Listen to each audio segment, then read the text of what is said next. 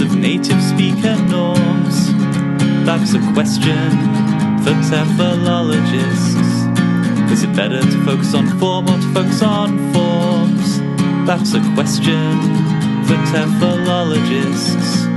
If you use a textbook, is your classroom authentic, or should your approach be more learner-centric, with feedback to learner autonomy?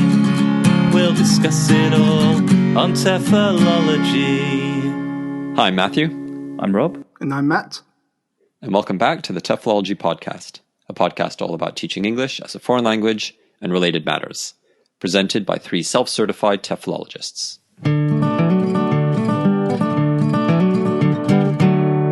TEFL News. Okay, for this episode's TEFL News, I'd like to talk about something. It's probably come up before. I don't know how in-depth we've talked about it before. But I'd like to talk about Emoji. So we're actually celebrating the 10-year anniversary of Emoji. Okay. Really? Has it been 10 years already? Yeah. Wow. So it's either news or it's news 10 years ago. Would either of you care to explain the etymology of the word emoji? Well, doesn't it come from the word like emoticon? Wasn't that the original term that was used until quite recently, actually? Because I think the word emoji got entered into the dictionary. I think we talked about it actually. The emoji got entered into the dictionary, not the British dictionary, the English dictionary. I would guess that the G is from like Japanese G, and the emo is just shortened for emotion, so it'd be like emotion character, something like that. Is that right? Yeah. I think so. Yeah. I mean, it's interesting. I've heard different explanations. One is that like the is like picture in Japanese. Emoji. Yeah, emoji. Uh-huh.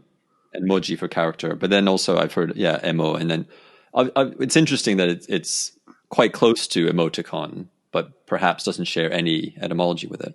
Yeah, it's interesting. Yeah. But anyway, it does come from Japanese.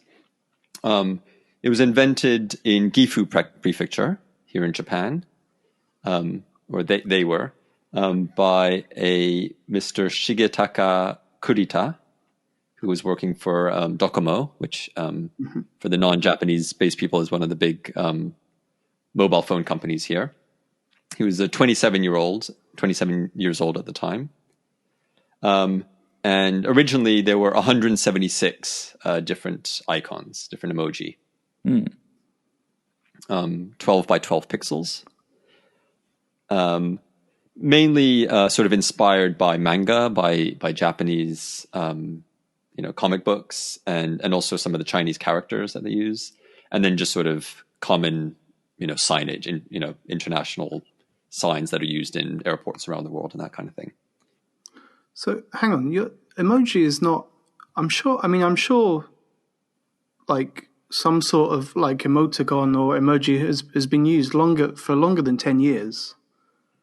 So emoticons, I think the difference maybe is emoticons are considered the sort of pictures you can make using punctuation, using like a colon and a parentheses, for example. Right. I think that's the difference. Yeah.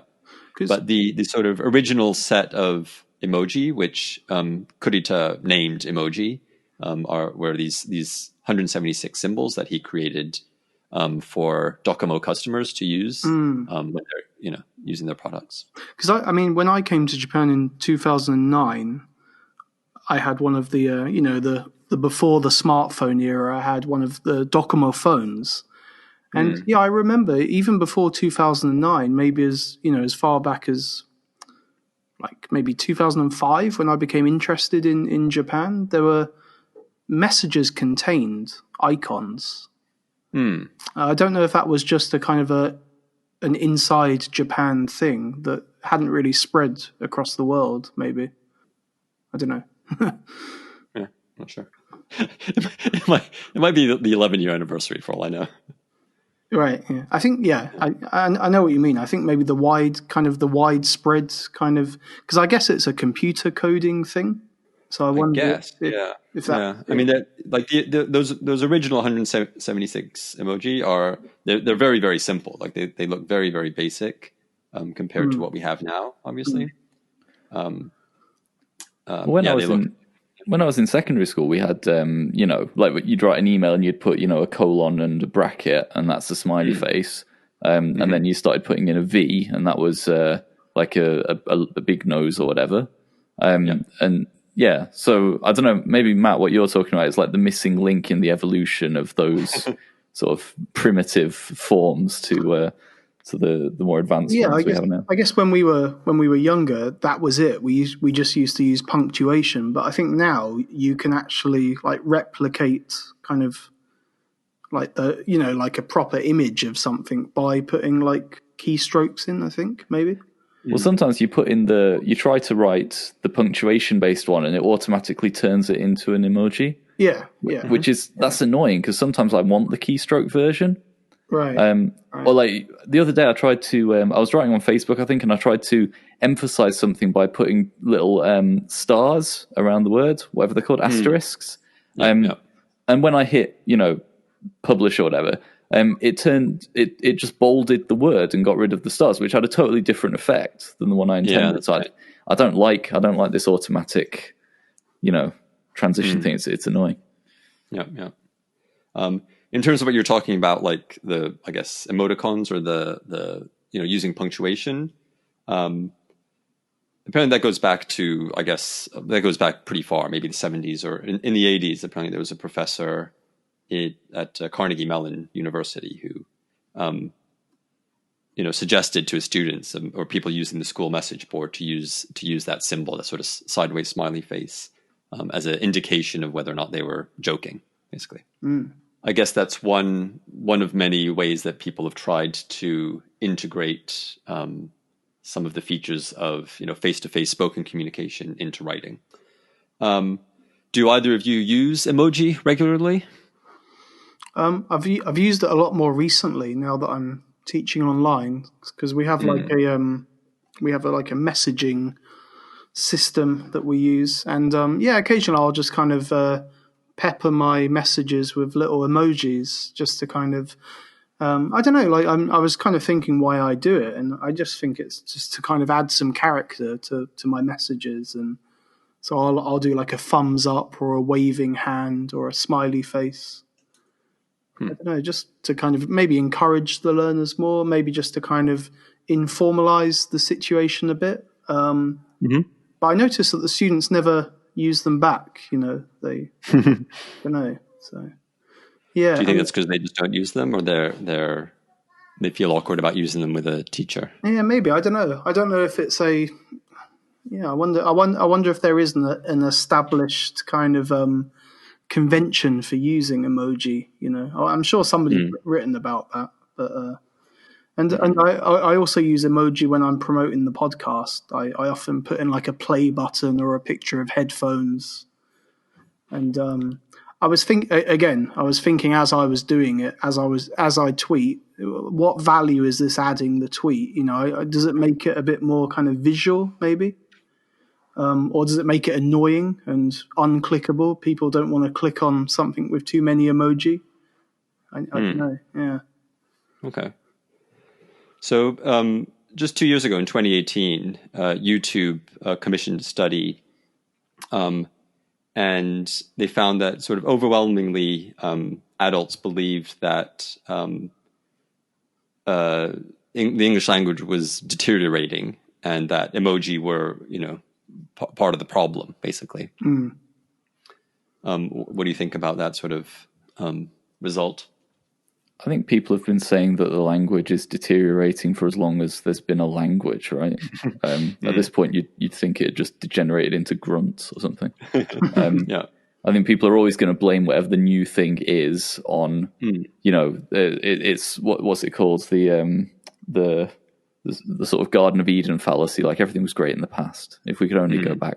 People will blame anything new on, their perceived destruction of whatever was the standard when they were kids. But I think it actually is the opposite. I think it adds a different mode of expression, which is necessitated by changes in technology and communication norms. So I think it's nonsense, and all those people are silly and should be ashamed. Yeah, I agree. I think it shows the opposite. Maybe it shows language kind of vitality rather than decay, because it augments language, perhaps. Yeah, I think it's an expression of human creativity, right? It's boundless, and it adjusts to fit new situations. It's good. I'm doing a thumbs up now emoji for that. Do you think if a similar bit of research were done now, do you think the results would be the same? Or do you think people's opinion of emoji has changed, even in the last 2 years? I think they'd have found something else to complain about. Yeah. I don't know, but I would guess that, people are much more accepting of them, and probably a lot of those people who were complaining about them 2 years ago, use them regularly.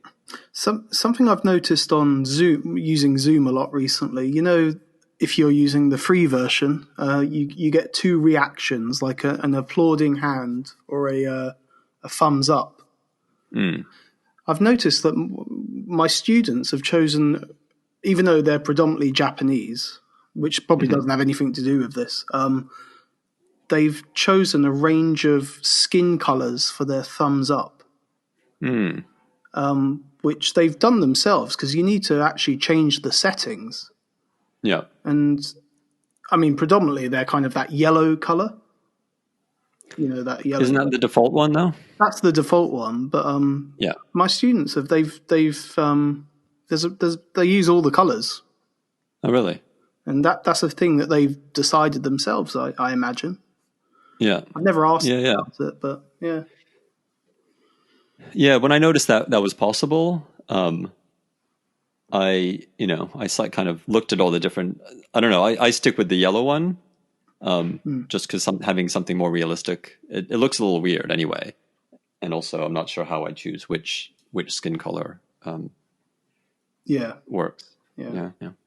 But that's a big change recently. Talking about recent changes, they've added a lot more skin colors to emoji. Yeah, well, that's something. Yeah, I'd like to get onto. Okay. Yeah, so I think some of the more sort of positive or more positive views of emoji.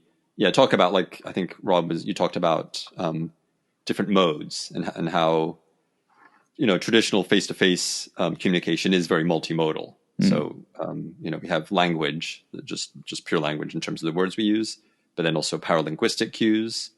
So tone of voice, the way we say things.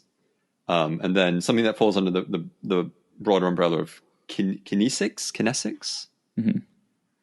So covering facial expressions, body language, and body gestures. And so obviously those second two, the paralinguistic and the kinesics, are not available in the written form. And so maybe the emoji has one way that we can add some of that extra meaning, and obviously that adds a lot of nuance to what we can communicate in terms of empathy or different emotions. Do you know? So I was going to say, we still don't seem to have worked out a way to effectively communicate sarcasm in writing, because that still seems to be something people get stuck on online, particularly. Yeah, how would you go about Twitter? I mean, Twitter seems to suffer from, like, jokes being misinterpreted, or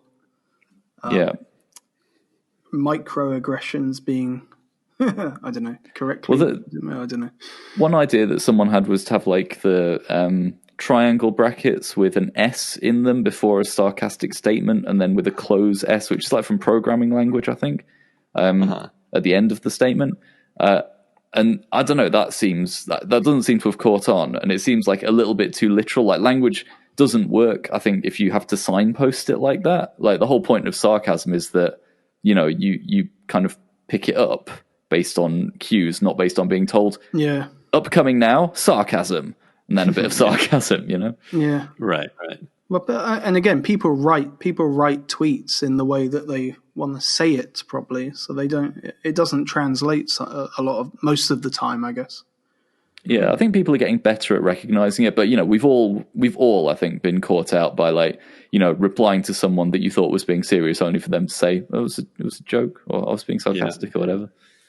Well, I wonder. This is another question without an answer necessarily, but I wonder how emojis.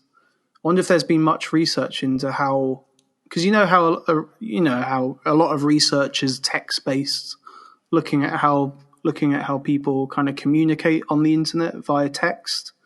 I wonder how emoji kind of complicates that more or adds another kind of dimension to that. Again, no answer really. I'm just a question. I don't know. Yeah. Apparently, there is something called the irony punctuation, which looks like a reverse, like a mirror image question mark. But again, I think the problem is all of these things are kind of prescriptive. It's people trying to find a solution, whereas the only ones that stick are the ones that sort of come about more naturally. Yeah. I think, like I said before, putting little stars around a text. That that indicates that you're emphasizing it in a particular way. Bolding it also indicates emphasis, but it's not the same kind of emphasis. And I don't know exactly how to qualify it. I don't know how to describe it. But there's a difference there. Do you think we need an emoji to tell us something that should be received as a sarcastic message, or do you think that's dumbing down a bit? Do you think Do you think there should be Do you think messages should be left open to interpretation? Well, all communication is to some extent, right? It's never going to be perfect, but I think it'll probably be some teenagers who figure out some clever combination of emojis who crack it or who have something that works in that way. I think they're already doing it to some extent. Like you see on Twitter, you do see people using emojis to indicate kind of a sarcastic response to something. Like one of them is a kind of a face, doing the chinny stroke, kind of thing. And that's often employed when someone's, quote tweeting someone. The literal thing is, this is an interesting thing to consider. But what they're trying to say is this is a load of pretentious nonsense, or this is an obvious thing to think, or whatever. Yeah. And so obviously the emoji now are they're used so widespread, and people do get very creative with how they're used, and maybe even more so than the list of new words or top words that we sometimes discuss here. I think when a new set of emoji are introduced, that's also pretty big news. And so this year, I think it seems like they introduced them at the beginning of the year. So new emojis for 2020 included things like a transgender flag. You know what the transgender flag looks like? It's like light blue and pink and white, I think. That's right. Yeah. There's a gender neutral. Well, there's a gender inclusive alternative to Santa Claus and Mrs. Claus. Mm-hmm. It's written MX Claus. I'm not sure how you read it, but yeah. Mm-hmm. And then like I mentioned before, sort of some of the sort of more coded use of emoji that becomes very rapidly widespread. I think the peach emoji for calling for the impeachment of Donald Trump is maybe one of the more popular examples. Do you? Sorry, go ahead. The aubergine, that's quite a famous one, isn't it? Eggplant. Yes. Yeah. What does that mean? I was going to skip over that one. But that has a kind of not so hidden meaning, but it's weird how that's taken on that meaning. Right. I think the peach used to have a different meaning as well.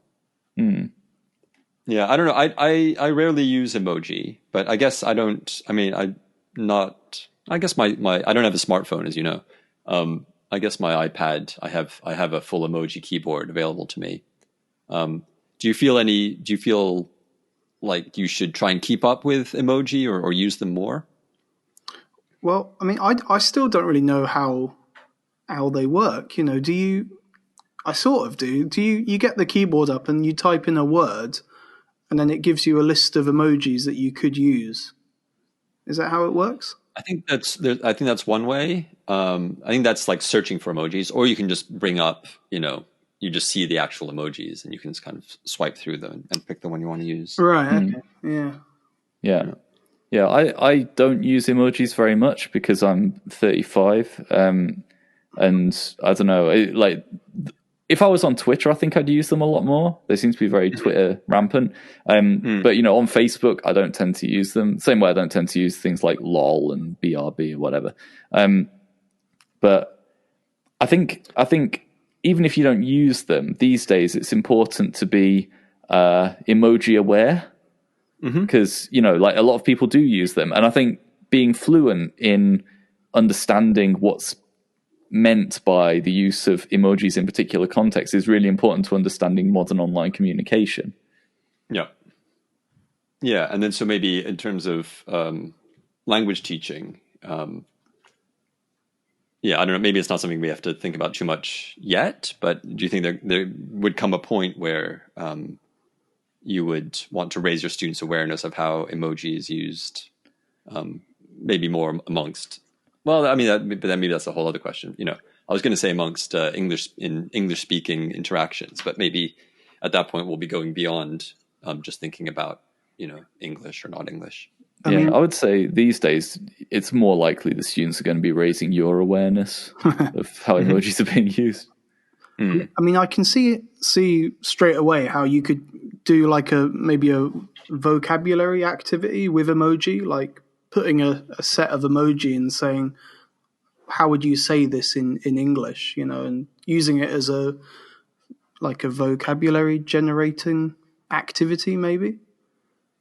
But I guess you could also get a bit deeper too and kind of look at the message, the meaning about why this particular emoji was used.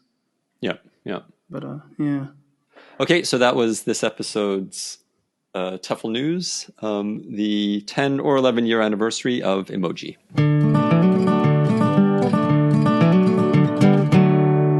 TEFL cultures. So for this episode's TEFL culture, I want to talk about something we've discussed before, which is Duolingo. But this time I want to talk about it from a more personal point of view. So have either of you guys used Duolingo to study before? I used it years ago, and then as it happens, a few weeks ago, I started using it again. And partly because I heard it gotten better. I'd heard it sort of developed and it got better. And I think it has gotten better in terms of the types of sentences, like sort of target sentences they use. And I also heard that I'm using it for Japanese mainly at the moment. I heard that there were sort of higher levels, basically. And so I picked it up again recently. Matt? No, I haven't, but I've used similar applications, but I can't remember the name of it. I think you've used it as well, Rob. Memrise, by any chance? No. I've used one application for Japanese, but not Duolingo. Okay. Well, maybe Matthew, then you'll have something to contribute to this. So I'm similar to you. I started using Duolingo years ago when the Japanese course was quite new, and I'd already been studying Japanese for a while. And so I completed the entire course that was there and thought, well, that was a waste of time because that was nothing. Yeah. And then I didn't go back to it. Last year, I had to chaperone a group of students to New Zealand, which, meant... and then I had to stay in New Zealand for 2 weeks while they were being looked after by other people. So I spent a lot of evenings with nothing to do.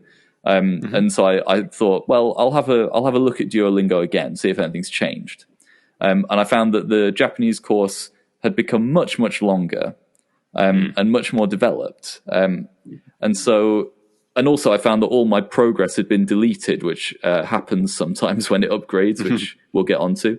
And so, at the time, I was studying for the JLPTN2, which is the Japanese language proficiency test, the second highest level, which I'm still studying for because I failed it. But despite that, I thought I want to go back and kind of start from the beginning because I've never really studied Japanese systematically. And my sort of understanding of the basic grammar has always been a little bit wobbly, a little bit kind of rough, So while I was on this trip, I started studying Duolingo again, just to pass the time. I got to 170 something days, I think, and then I missed a day by accident and lost my streak. But today, a couple of days ago, sorry, I recently passed 365 days, so a full year of using it, and that's why I wanted to talk about it now. I thought I've got enough experience to give sort of a good perspective on it. I'm still only halfway through the course. Can I just point out that for anyone listening in New Zealand, there is plenty to do in your country. Just in case the New Zealand Tourism Board want to sponsor them. So apparently, during the lockdown, the downloads of Duolingo have doubled in a lot of countries because people, need something to do to fill the time, and people have been doing that. So I thought it might be nice to just talk about some of the positives and negatives from like my own point of view, and also Matthew, if you've been doing it as well, maybe you can join in and maybe you can add some points to these, and just give a perspective on the app after using it for a year. In terms of the positives of Duolingo, I've made a list of points, and we can maybe discuss them. So these are all, just my impressions, I think, just what I've found it good for. So first of all, I found it quite useful for reviewing the basics of a language. And I say reviewing, not necessarily learning. Because I went into this kind of knowing the basics, although, being a little bit wobbly, a little bit rough, I'll put a particle here and a particle there, and I kind of know where they go, but I'm not 100% sure all the time. And I found it's been quite good for sort of reviewing and solidifying those basics in terms of grammar and vocabulary, because there's lots of repetition, lots of translating in and out of English and your target language. So that's sort of my first positive. Any thoughts on that? Can I ask, did you start at the very, very beginning? I did. I started right back with the kana, because I didn't know if you could skip it. So I just started, right from the beginning. Yeah. And I mean, were you bored at first? I mean, was it too easy? Was it? Oh, of course. At the beginning, it was incredibly easy. Like I thought, after I've done this for a few weeks, it's going to get more challenging, but it actually took several months before it got to the point where I got any questions wrong, and then it was usually particle placement. Okay, it was easy, but was it boring? I mean, was it still engaging for you? Did you feel like you were getting anything out of it if you were getting them all right? No, I didn't think I was getting anything out of it. Okay. But, it was just so you could get to the later stages. Yeah. I'm just stubborn like that.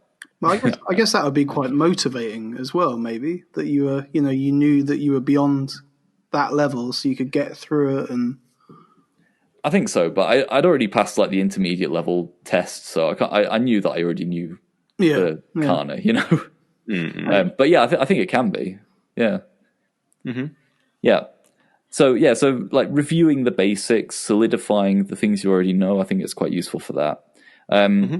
It can give you useful phrases that you can use as a beginner. Like a lot of the early phrases are just things that you might have to say to do with trains and buses and so on. It's actually been quite useful in a way for learning little bits of vocabulary. There's some common words which for some reason I never picked up, like I never had to use them. And I came across them in the app, and now okay, I saw that in the real world. Oh, there it is again. Like you start seeing it everywhere. So I think it's quite good in that sense. Also, in terms of having something that you can do when you've got no other access to lessons. So for a long time, I wasn't able to go to lessons. I've figured it out now. I've got my online classes that I've spoken about before. But for a long time, I wasn't able to go to lessons. And it, having something to do with the language is quite useful, I think. So I think that's, another sort of positive point. And now I'm getting a little bit further into the course. I'm about halfway through, as I said. I'm finding it quite satisfying. It's still not challenging, but it's quite satisfying that, it throws you an extremely long sentence. And you can sort of sit there and after, a couple of seconds, you can, figure it out. and put all the bits in the right order. And that's quite satisfying. Yeah. Yeah. Yeah. What do you think?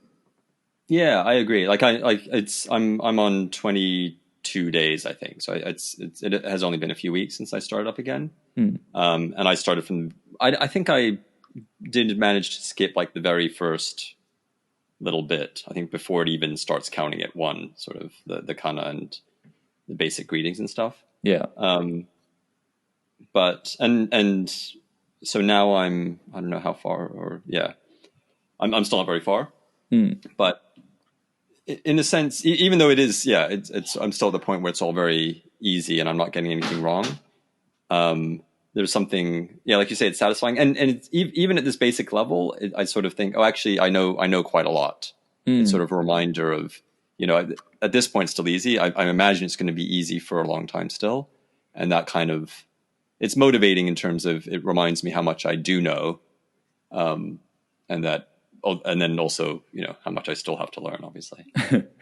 Yeah, I think that it's very easy when you're getting better at a language to sort of underestimate how much you've learned. Like I in my head, I don't know any Japanese. Like I'm terrible at Japanese, and I'm embarrassed by my level. But I can sit through a meeting at work and come out of it and kind of have known what everyone said pretty much.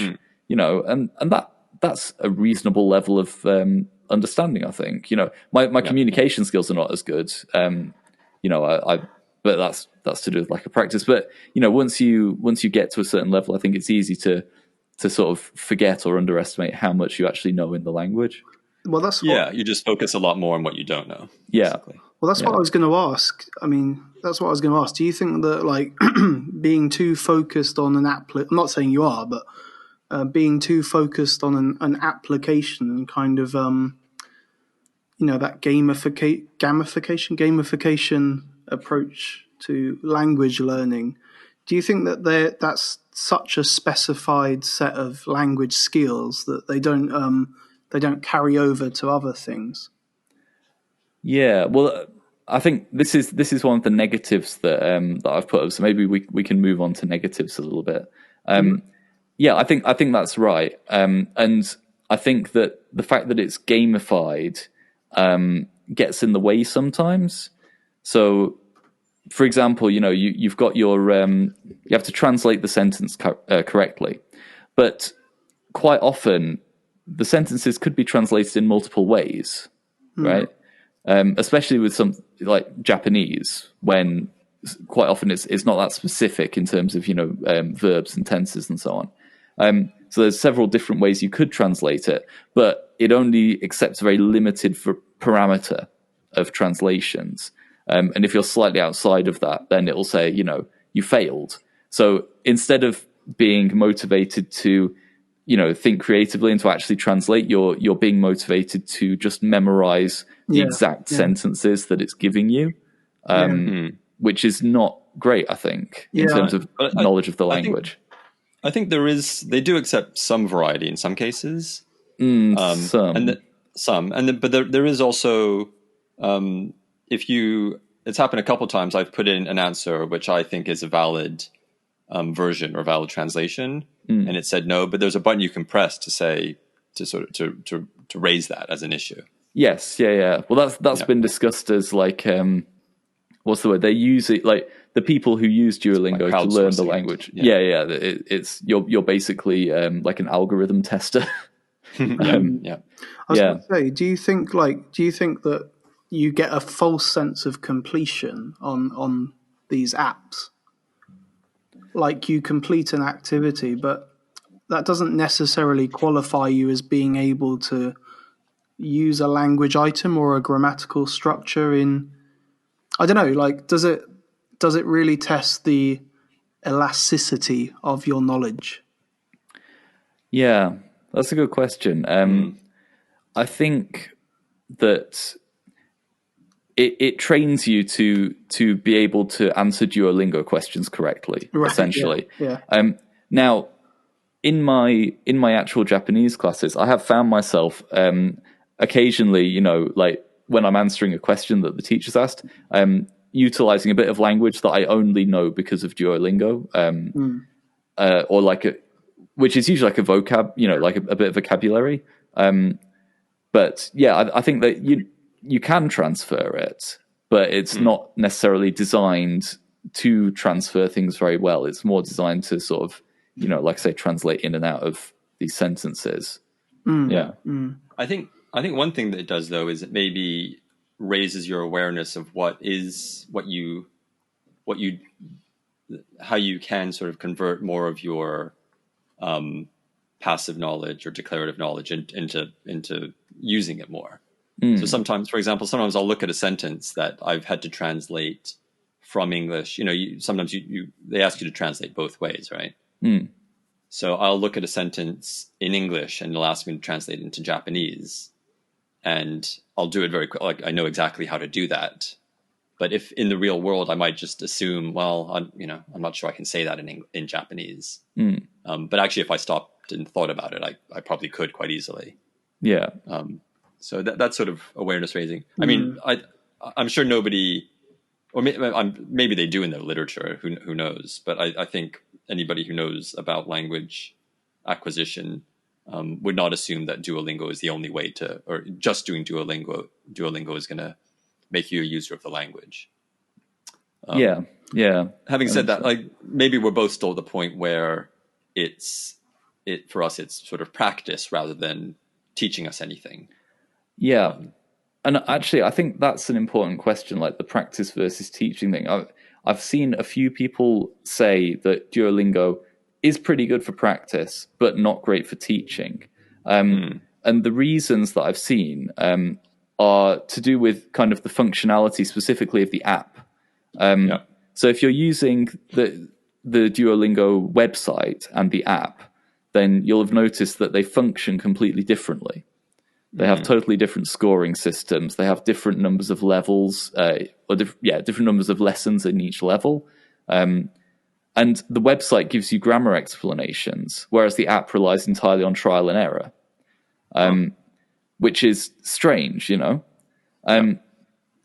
But what's particularly strange is that the app has now introduced a much more gamified scoring system. The hearts, do you know the hearts? So now if you make a mistake, it takes away one of your hearts. And if you lose all 5 of your hearts, then you can't continue with the lesson. And you have to wait like 24 hours for the hearts to replenish, or you have to do practices to build the hearts back up, right? Yeah. And that's sort of fine on the surface, but if your entire system is based on trial and error, then it doesn't. It defeats the purpose. Yeah, but I think that's not there to gamify it. I think that's there to get you to use the paid version. Oh, I agree. Yeah, but it's but then the website doesn't do that.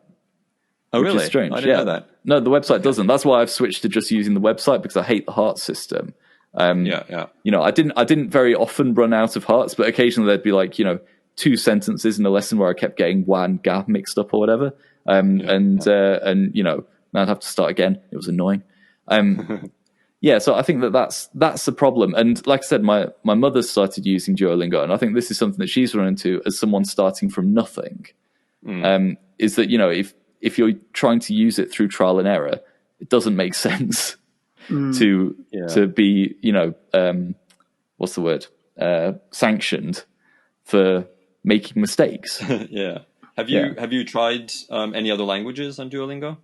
I did a little bit of Spanish and a little bit of German, which I know nothing of either, really.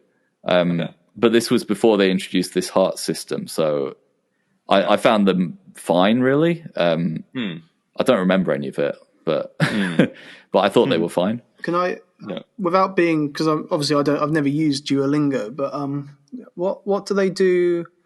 How do they introduce like social situations into it? Because obviously there's different ways to respond in different situations. Are they all kind of decontextualized, or are they kind of, I don't know, is it based on like written forms of language, or does it have a conversation or interaction or It's like the Japanese one is all sentence to sentence pretty much. It's just pattern practice. Okay. You know, you got this grammar form, and you practice it essentially.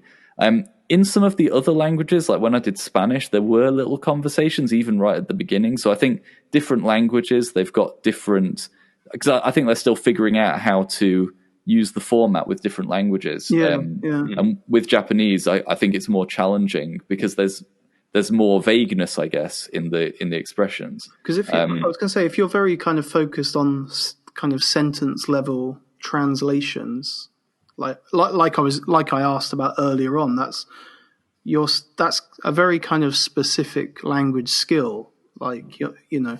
But like you said, no one's arguing that this is kind of the answer to language learning. I don't think. Well, they probably would, but yeah, they do. I guess so. Yeah. Well, no, like it seems that it may lack kind of the social element, perhaps. I don't know. Yeah, some absolutely. other apps have tried to do that. Like they've introduced, like I was using Memrise for a while, and they introduced like little videos of people speaking, so you could get more of, you know, an idea of how certain phrases worked with body language and stuff like that. I mean, that's still not interaction, but you know, they're making an effort to introduce a little bit beyond just kind of the written words, or the spoken word as well, I guess. Mm-hmm. Yeah, but it's still limited, of course.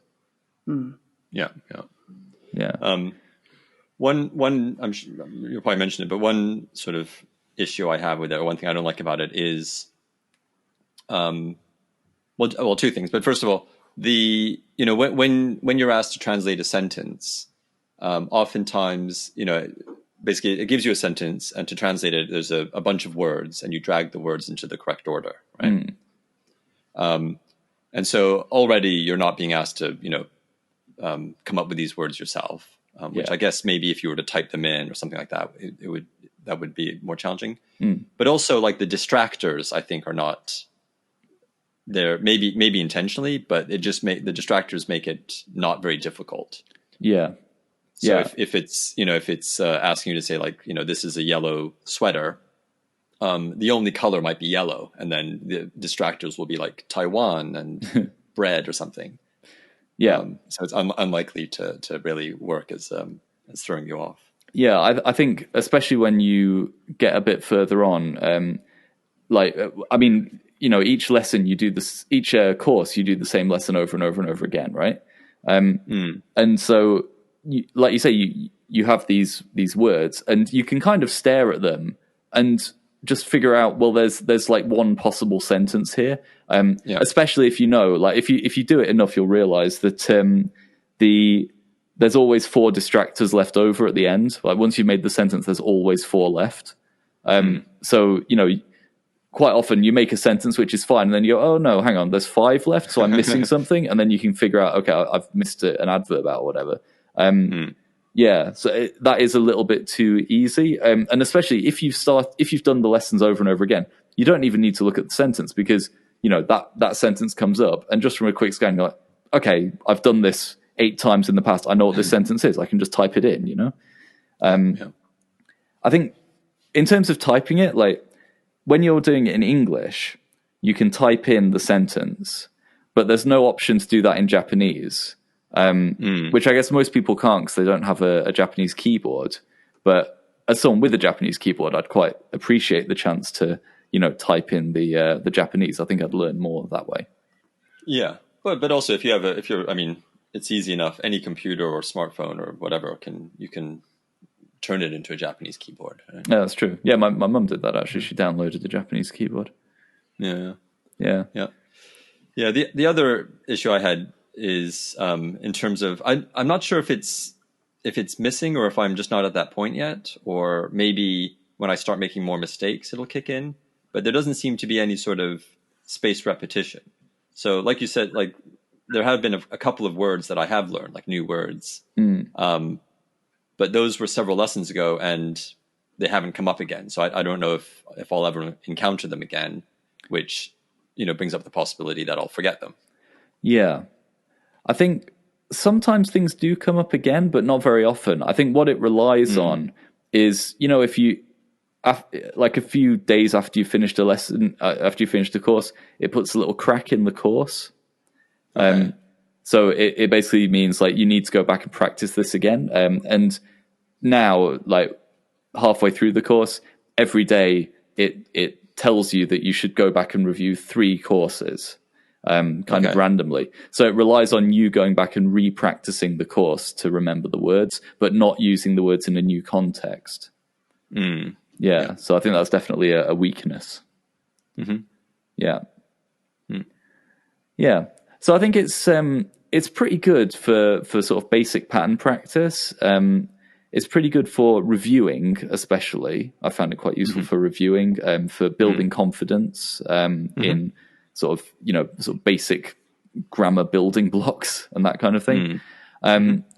Yeah, I'd say it's better for revising things that you already know, rather than trying to learn a language from scratch, especially if you're using the app, because it has that system which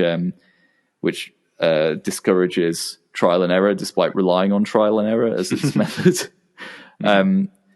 But yeah, I think it's worth doing if you're studying a language. But as Matt said a couple of times, it's not worth doing if it's the only thing you're doing to study a language. So that was this episode's TEFL Culture on Duolingo.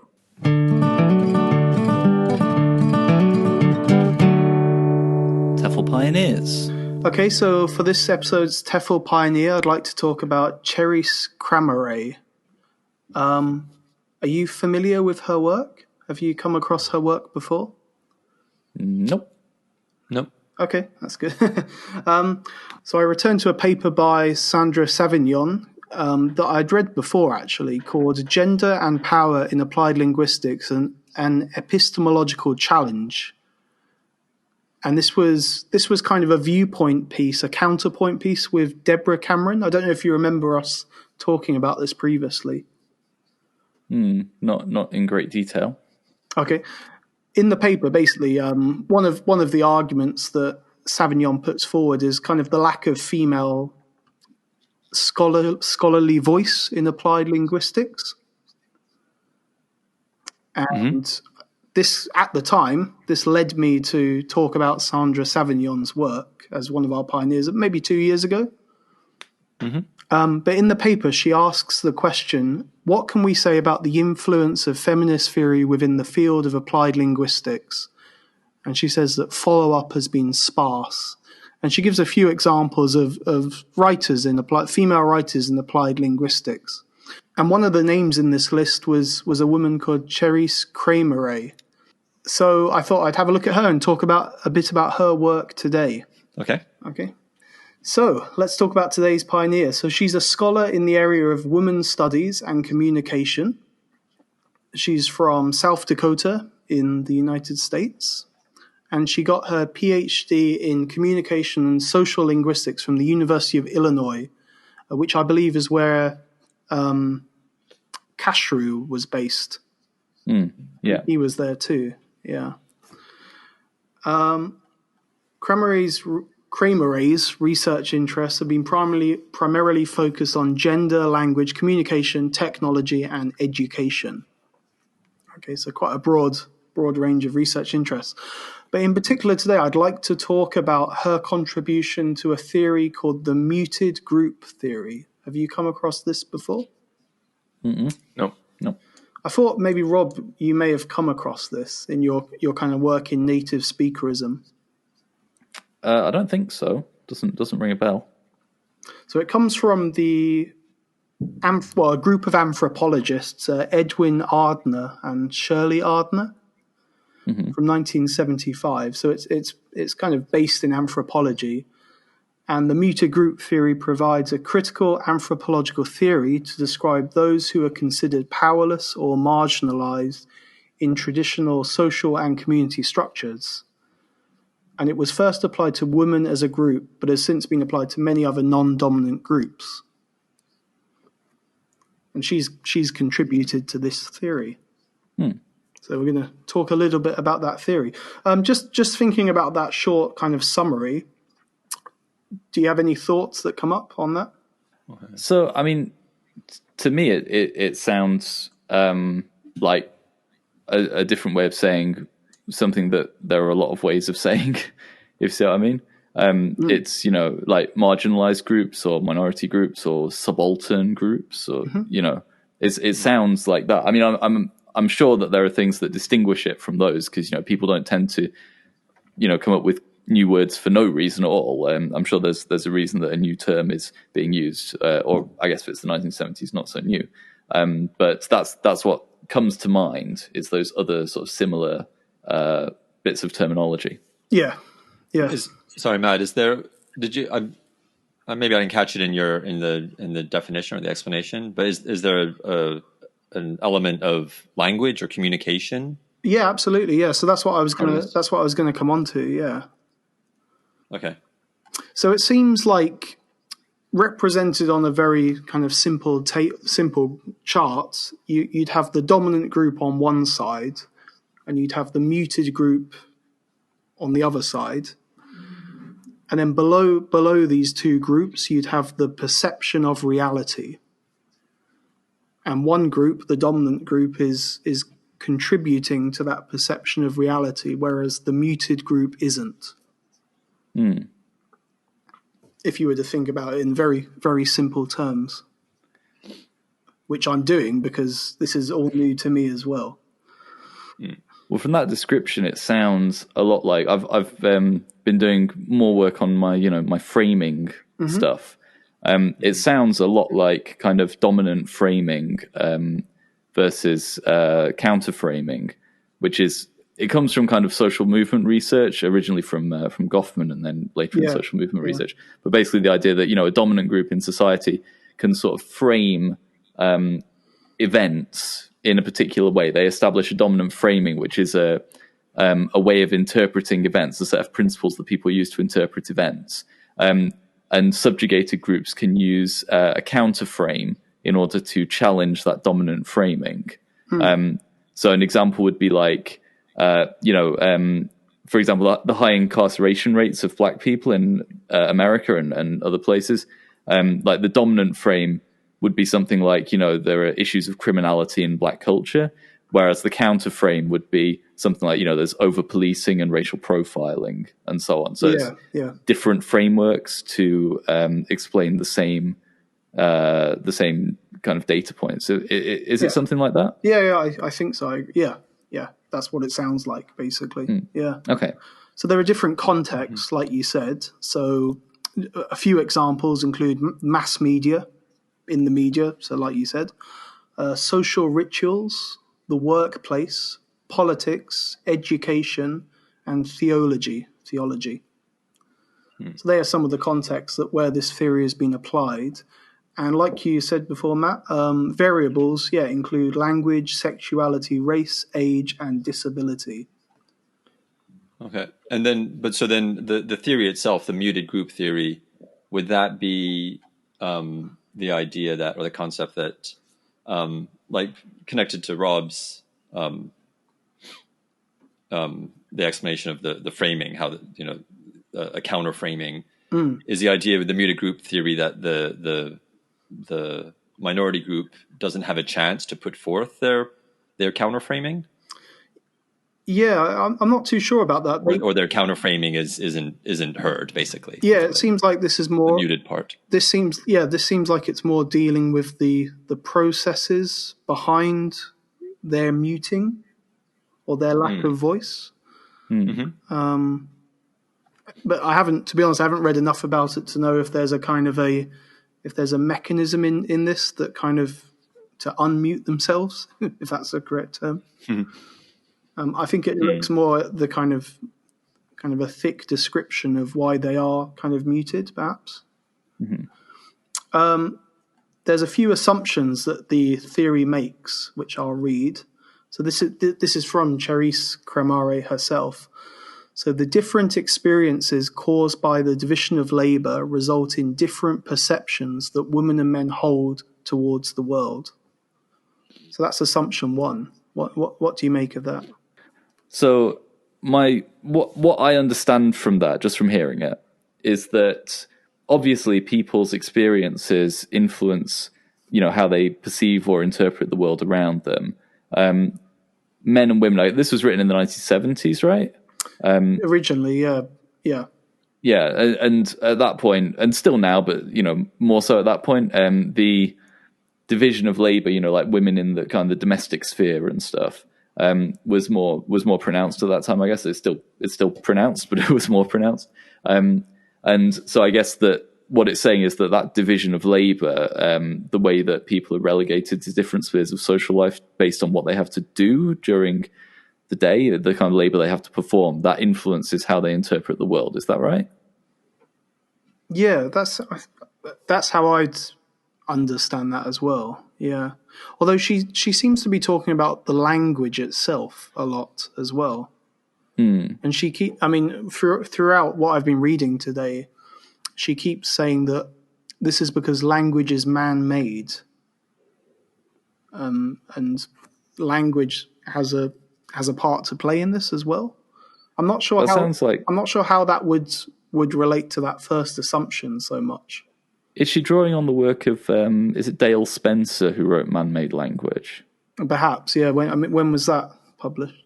I'm not sure, but in terms of language and gender, I think that was one of like the sort of the big books. I haven't read it, so I'm not sure. The second assumption made by this theory is that women find it difficult to articulate their ideas as men's experience are dominant.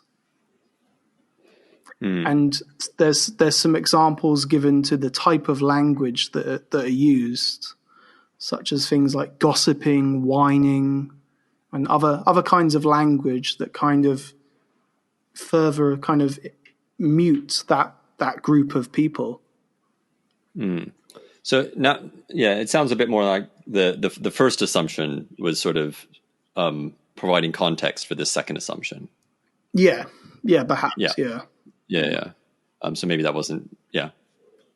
That some people are elevated into certain position, like authoritative positions, and then the language that they use further mutes subordinate groups or so-called subordinate groups, perhaps. Right. And then maybe also that the resulting language used by those subordinate groups also sort of plays a role in further subordinating them.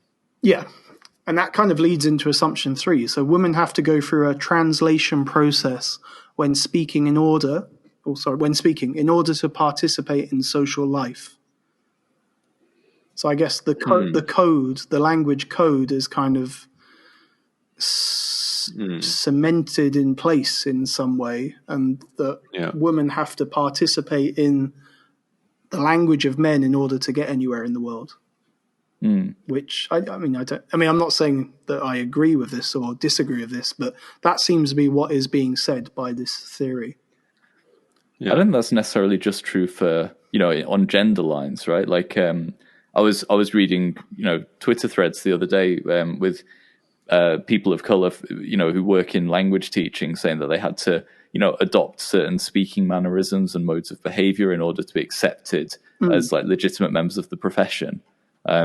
So I think that language always sort of regulates who's considered a legitimate sort of voice in each space, and people who are not sort of socialized into that have to change the way that they express themselves in order to fit into that space as well. It's quite Bourdieusian, isn't it? Yeah, I think it sounds like it is. Yeah, and is an assumption then that as white males were in the group that maybe has to adapt less. I mean, I think there are a lot of factors. So there's regional accents and things that people may diminish or play down when they're speaking in other professional contexts. But I guess obviously, I guess the role is just, or the question is just how much you adapt your language. Obviously, the way we speak, even when we start recording for the podcast, we change the way we speak somewhat. And the way we speak off mic is probably different to the way we speak in a work meeting. But maybe we're just in the group that has to adapt less.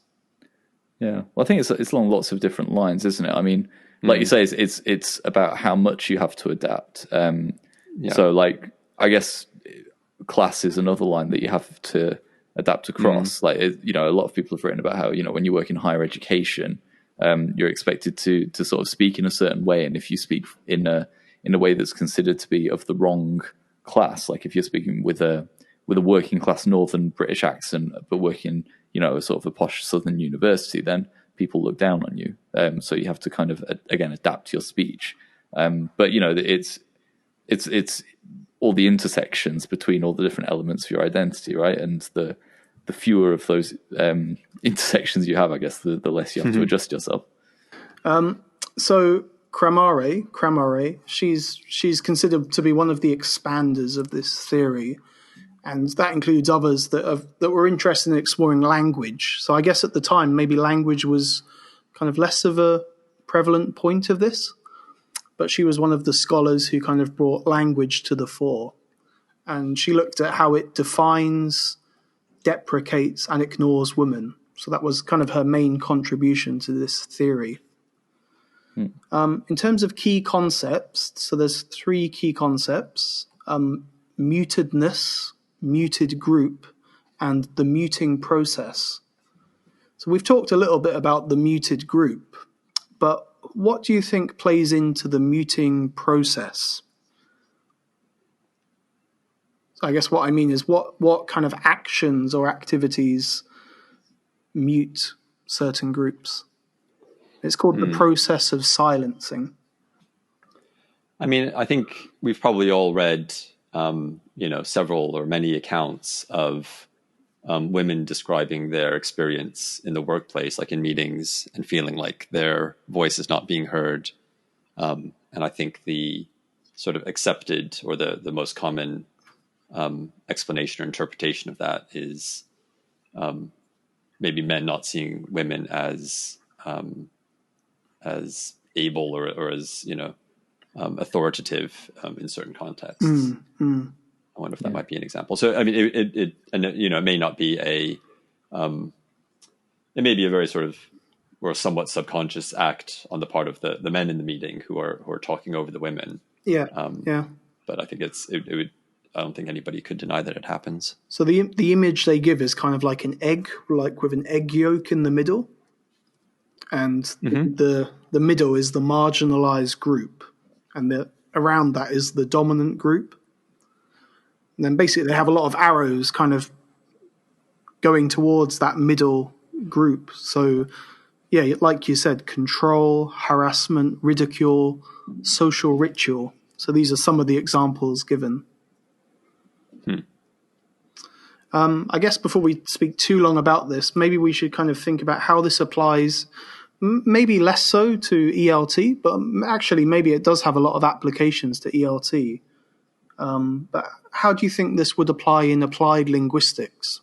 I mean, I guess one element might be that if we're not, I guess, partially gender, but thinking about other things, when you go to the ELT conferences, you still have a lot of, kind of men basically giving talks to rooms of mostly women. And the field is, mostly female. It's not a male dominated field in terms of numbers, but it is in terms of kind of theories and big names and so on.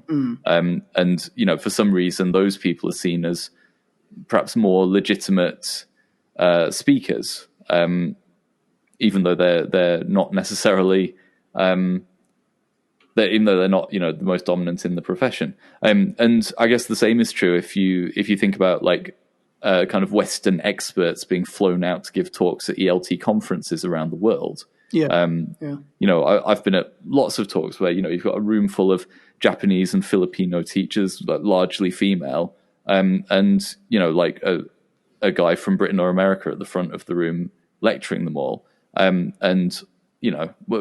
Why is that person necessarily the authority on these people's teaching context? I don't know. Seems like an element of it. Yeah, I would guess, in the classroom, just as a teacher and having classes or mixed gender classes, or even I think we've all had experience teaching sort of very multinational classes, and just I'm sure there are differences in the way that teachers speak to the different gendered students, and maybe even the expectations they have of those students in a lot of different areas. So. I mean, just something that jumps to mind to me is maybe in producing materials, or maybe commercially published materials, I wonder to what extent the language does kind of mute certain groups or silence certain groups, perhaps without knowing, like unknowingly so. I read some studies on that, actually. There was one that was examining the standard textbooks they use in Japanese schools. Yeah. And they were looking at the dialogues of the characters there. And in the past, the male characters spoke a lot more than the female characters. In more recent ones, this was the mid-2000s, I think, so things may have changed since then.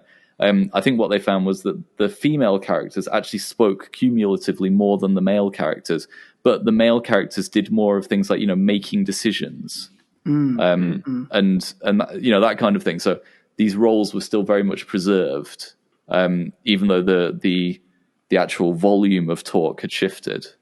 Yeah. So that would seem sort of tie in with the kind of the social ritual assumptions that men do more of the action, that kind of thing, perhaps.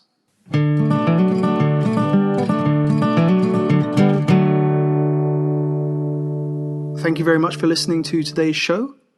If you'd like to get in touch with us, you can send an email to TEFLology@gmail.com. You can follow us on Twitter @TEFLology, or you can go and like our Facebook page. We have a website, TEFLology-podcast.com, where more episodes, including all of our interviews, are archived. So if you'd like to hear more episodes, please go and check that out. We have a book, Podcasting and Professional Development, a guide for English language teachers, available online. And that's it. And also, if you like our podcast, or if you've liked it at all over the 5 years, we now have a tip jar on our website. So if you'd like to show your appreciation, please consider giving us a tip through our TEFLology-podcast.com website. So it's goodbye from me. It's goodbye from me. Goodbye.